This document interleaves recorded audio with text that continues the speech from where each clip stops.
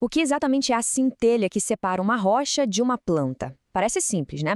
Mas um texto filosófico lá do século XIX propõe uma resposta que, olha, é surpreendente. E é essa ideia que a gente vai desvendar agora. Bom, é fácil ver a diferença entre o que está vivo e o que não está. Um animal se move, uma planta cresce, já um mineral fica lá, parado. Mas o que lá no fundo causa essa divisão tão radical? Então, a teoria que a gente está explorando diz que a resposta não está só nos átomos, na matéria em si. A ideia é que existe um ingrediente secreto, sabe? Um elemento misterioso que é adicionado à matéria para que a vida aconteça. E esse elemento tem nome, princípio vital. Pensa nele como uma força invisível, o agente que pega a matéria inerte e de alguma forma dá um sopro de vida nela. Tá, mas de onde vem esse tal princípio? Segundo a teoria, ele vem de uma fonte chamada fluido universal. É como se fosse uma energia cósmica, que serve de ponte, de elo, entre o mundo que a gente pode tocar e o mundo que a gente só consegue sentir. E como é que a vida começa, então? Imagina o corpo como se fosse um recipiente.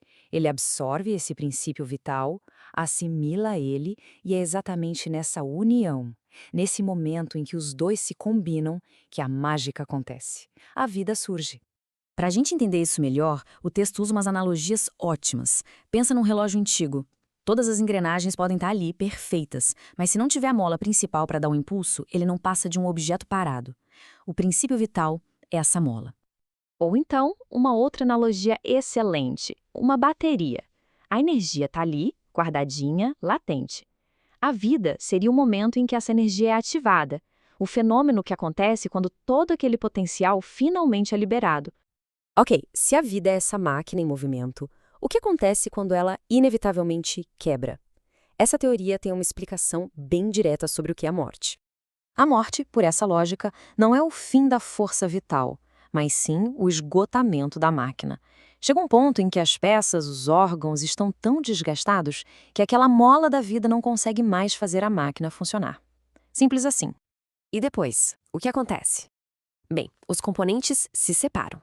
A matéria do corpo se decompõe, fica pronta para ser reciclada e forma novos corpos. E o princípio vital? Ele volta para casa. Retorna àquela fonte universal de onde veio. E isso nos leva a uma pergunta fundamental. Essa energia vital é a mesma coisa que a nossa inteligência? Ter vida é a mesma coisa que ter consciência? A teoria que a gente está vendo faz uma distinção muito, mas muito clara sobre isso. Basicamente, seriam 3 níveis de existência. Primeiro, os seres inanimados, que são só matéria. Depois, os animados, tipo as plantas, que têm matéria e vitalidade. E no topo, os seres pensantes, que têm os 3, matéria, vitalidade e, o mais importante, a inteligência. É só pensar numa planta, por exemplo. Ela está viva, certo, tem vitalidade, mas ela não está pensando. Isso mostra que a inteligência não é só um produto da vida. É como se fosse um acréscimo, uma faculdade superior, que é adicionada à vitalidade.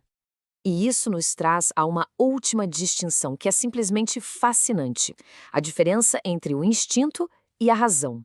O instinto é apresentado aqui como um tipo de inteligência, só que uma inteligência pura que não raciocina, um guia que simplesmente não erra.